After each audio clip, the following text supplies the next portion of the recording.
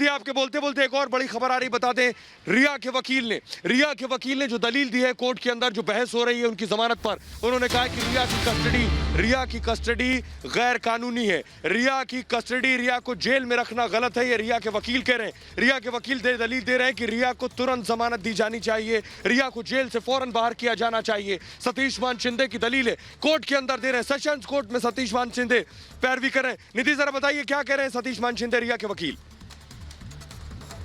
कि जो अब तक की कार्रवाई हुई है उसमें रिया चक्रवर्ती से पूछताछ हुई, 20 घंटे तक रिया चक्रवर्ती ने पूछताछ में सहयोग किया, रिमांड लेकर उससे पूछताछ की गई। अब रिया को जेल में रखना ठीक नहीं है, ये एक तरह से इलीगल होगा कि रिमांड में सहयोग करने के बाद भी रिया को जेल में रखा जा रहा है जबकि वो सहयोग कर चुकी हैं। इसलिए रिया चक्रवर्ती को बेल मिलनी चाहिए। आपको याद होगा सोहेल, इस मामले में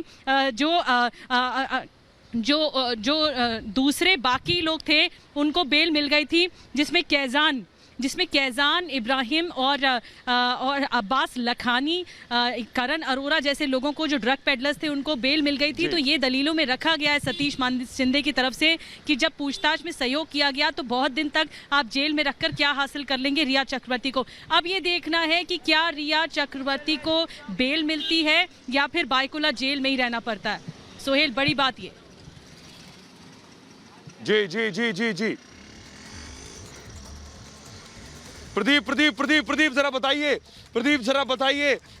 जरा कि रिया को जेल में रहना होगा, रिया जेल में रहेंगी या आपको लगता है जमानत मिलेगी?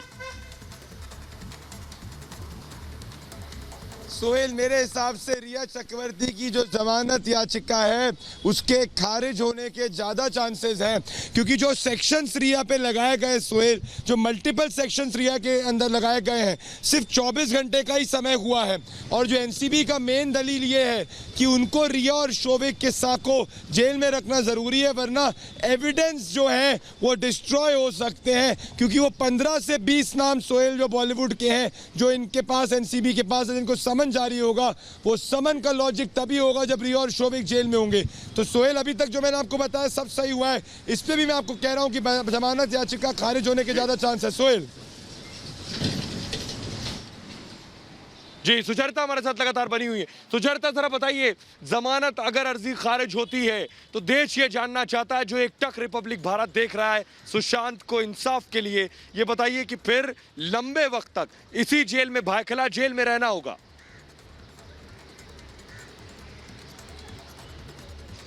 बिल्कुल सोहेल, लंबे वक्त तक 14 दिन की जुडिशियल कस्टडी मिली है अभी, यानी रिया चक्रवर्ती 14 दिन बायकला जेल में रहेंगी जमानत अर्जी खारिज होती है तो। लेकिन हम ये कयासों पर इसलिए बात कर रहे हैं क्योंकि सतीश मान शिंदे अपना पूरा जोर लगाए हुए हैं कि रिया चक्रवर्ती और शौविक चक्रवर्ती को जमानत मिल जाए। लेकिन एनसीपी के पास जो केस रिया और सुशांत के खिलाफ है वो पुख्ता सबूतों के तार जोड़कर तैयार किया गया है। इस पूरे सबूतों के जाल में फंसी हुई है रिया चक्रवर्ती, और इसीलिए सतीश मान शिंदे जो बार बार अपनी लीगल एडवाइस रिया चक्रवर्ती को दे तो रहे हैं लेकिन वो काम नहीं आ रही है। एक बार फिर आज ऐसा लग रहा है कि वो काम नहीं आएगी, लेकिन थोड़ा इंतजार करना होगा। सोहेल